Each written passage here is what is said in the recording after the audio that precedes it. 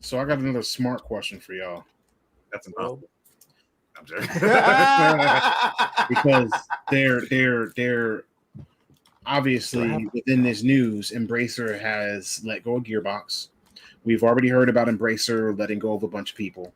And even even with what they have going on, Embracer still has games in the cut, I guess. And they've let go of a whole bunch of people. Not a whole bunch of people. It was actually an undisclosed number, but they said that none of the people that they let go were related to game development. They said it was related to, like marketing and things of that nature. So like from those departments. But with all of that information being put out there, and obviously Embracer is still restructuring their entire company, do we think that this is going to save them from whatever trouble it is that they're in? Because obviously you don't do all of this kind of restructuring without some kind of either financial trouble or legal trouble or whatever the case. They're basically freeing up some capital for they can actually like try to make some profits from them. But I mean, they're basically just putting a bandage on the wound. They got to figure out why they're bleeding so much money at this point. Right. Because they already been shut down studios. They've already they're again cutting a whole bunch of people, selling off studios and IPs. What else can they do?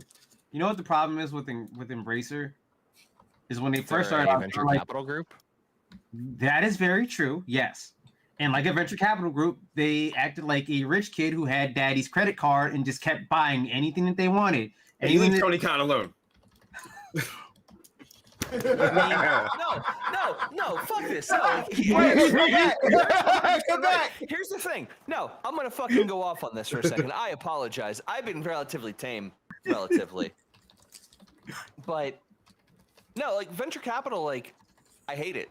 It's awful, and people like Tony Khan are the shits because they make people think that they're doing great things by giving them all this money to all these different people and doing all these wonderful things. But the problem is they're rich kids with daddy's credit card who the moment they get bored or they don't see something they like, they pull the fucking money. Yeah. Like that is legitimately it. Like, that's the thing. Like, game studios, if you fucking hear me, please do your best to become self-funded. I know it's hard. It's not easy. You can't fund the shit you want to fund. But being self-funded is the only way you can make the shit you want to make and not have to worry about someone having their boot on your fucking neck. It's it. That's the only way. If you go and you have shareholders, they're going to rob your fucking company of all their money. They're going to suck it all out, and they're going to have you become as efficient as they possibly can. Yeah, they're going to empower you to make games that touch millions of people, but it's not going to be your game. It's millions not going to be your mission. Millions of lives. Please do not touch people. Whew.